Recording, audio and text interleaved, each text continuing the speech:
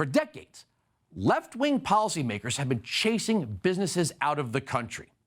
And there were two sides to this. On one side, you had the progressives who wanted to control economic forces through government because they can't run a business on their own, and progressives who want to add ever more people to the dole, then empower themselves to redistribute the wealth. And one inevitably serves the other. The government has done nothing but make a mess of production in the United States. Okay, so here we go. On to my free trade and libertarian friends. Yes, there were the Republicans that went along with all of this because that's what the Chamber of Commerce wanted. Cheap stuff, driving up profits by any means necessary. And there are some that argue the only thing that matters is that people buy what they want at the cheapest price. And who cares where it's made? Well, the China virus pandemic has proven this wrong. Look, there's a difference between choosing to buy a foreign-made brand-name product and chasing production overseas. The essence of free trade is that the consumer, yes, does have the widest array of choices, that nations should allow products to compete for the consumer's money. That's great. Competition makes everything better here. It also controls costs by allowing supply to meet demand. But when we let the government put us at a disadvantage, that's a self-inflicted wound. But even with that, some of our friends just shrug their shoulders and say, who cares? Well, to that I say, this country is more than just a marketplace. This is a nation. And there is something special about stuff stamped made in the USA. There does not need to be a conflict between libertarian principles and a strong manufacturing base.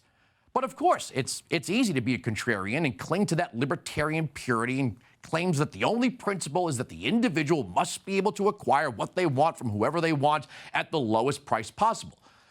That's great. But where this country gets materials like steel actually does matter. So let me ask you this. Where's the libertarian principle in empowering the Chinese Communist Party? There isn't one. If China comes to dominate the world, there'll be no such thing as libertarianism. Look, we all know, no matter what, unemployment happens, and technology will replace some workers. But you don't win a medal or an election by pretending it doesn't matter. Because it does. Now, where libertarians are 100% right is that the answer is not protectionism, tariffs, or subsidies. The answer is to free up the economy as much as possible by moving to a flat or fair tax system and to not use environmental policy as a weapon. But what we've done under the banner of free markets and free trade has decimated our ability to respond to a crisis in our own country. The communists in China are not our friends, and we cannot continue to grant them the upper hand. But even if that's not enough, there are so many other great reasons to return to American-made products, and I'll just go through a list here. There's everything from creating jobs for Americans to helping reduce the deficit. Here's also something we don't often talk about: the health risks of relying on sketchy countries like China to manufacture our goods. We at some point allowed ourselves to actually rely on the communists for our drugs, which is particularly concerning considering this whole pandemic started in China. Here's Senator Marsha Blackburn on the Senate floor. Bring this pharmaceutical manufacturing back into the United States of America. We need to end Chinese control over our health and wellness in this pharmaceutical supply chain. This may seem like something that is too large or too risky an undertaking, but we have already paid dearly for our reliance on Chinese drug manufacturers, and it's not going to stop because that vulnerability is leverage in the hands of madmen in Beijing who seek nothing but power and will go to any lengths to acquire that power. They don't care who they hurt. It's clear with this global pandemic. You know, on the other side of that is Bernie Sanders, who does nothing but demonize the pharmaceutical industry. Call me crazy, but I'd rather have my medications manufactured in an American facility and not by the bat eaters in Wuhan. And then there's this. Of course, the big one, oil, energy, right? Interesting how the left is so concerned about energy production under the guise that it's bad for the environment. And nobody's talking about irresponsibility. But that's not why they care so much. Headline: Crisis in Middle East should remind us of importance of fracking. Quote, in December 2007, President George W. Bush declared dependence on oil, especially oil from foreign lands, one of the most serious challenges facing the nation. Now, the United States has essentially no trade deficit in energy. According to J.P. Morgan Asset Management, it exports growing quantities of oil and gas. This country, not Saudi Arabia, is the world's largest producer of crude daily production, and now at 12.1 million barrels a day, up from about half that much in 2012, and the one best positioned to ramp up supply in response to sudden market swings, unquote.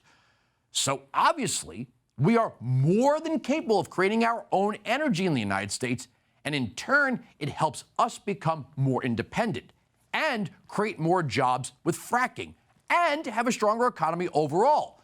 But as the writer points out, quote, fracking is a strategic U.S. asset that tips the balance against a wider Middle East war, though obviously such a catastrophe might come anyway, which brings us to the Democratic candidates who've been calling for a ban on fracking due to environmental concerns. Their prime directive in 2020 is to beat Trump. Accomplishing that probably will require carrying Pennsylvania with its 20 electoral votes, which in turn means bringing working-class voters in Western Pennsylvania back to the Democratic column.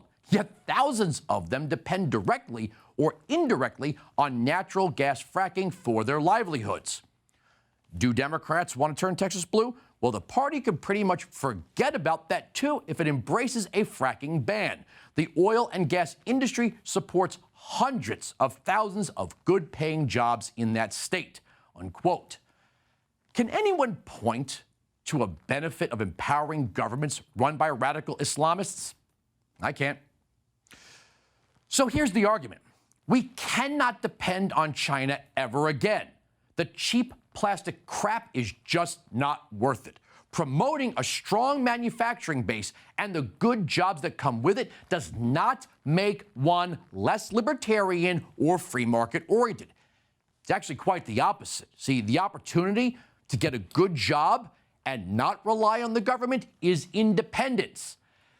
That's a bedrock libertarian conservative principle. We should be proud to buy things made by our fellow citizens, to proudly display that Made in the USA label. Okay, fine. You want to drink that German beer or ride that Japanese motorcycle, wear those Italian shoes? Great. Let's also make sure that German, Italian, and Japanese consumers can buy our stuff too. Look, I love the idea of free trade, but Democrats seem to think that taxes and regulations are moral. There is no moral principle in running Americans out of their jobs. Taxes and regulations do, in fact, kill jobs in this country, and yet it does not stop the march of the left. Progressives are scared of relying largely on manufacturing in America because, get this, their entire existence in the American political system depends on unemployment, misery, and despair. They talk blah, blah, blah about creating good jobs, but all they do is prosecute the engine of good job creation. And they prioritize illegal aliens before we, the people. Just a little thing here. We're not citizens of the world. We are citizens of the greatest country on earth. But they continue to brainwash their base to think America bad, rest of the world good. To the left, anything pro-American is to be looked down upon. I'll end with this. When you are searching for something that you want to buy, it takes 1 second, one extra second to type Made in the USA.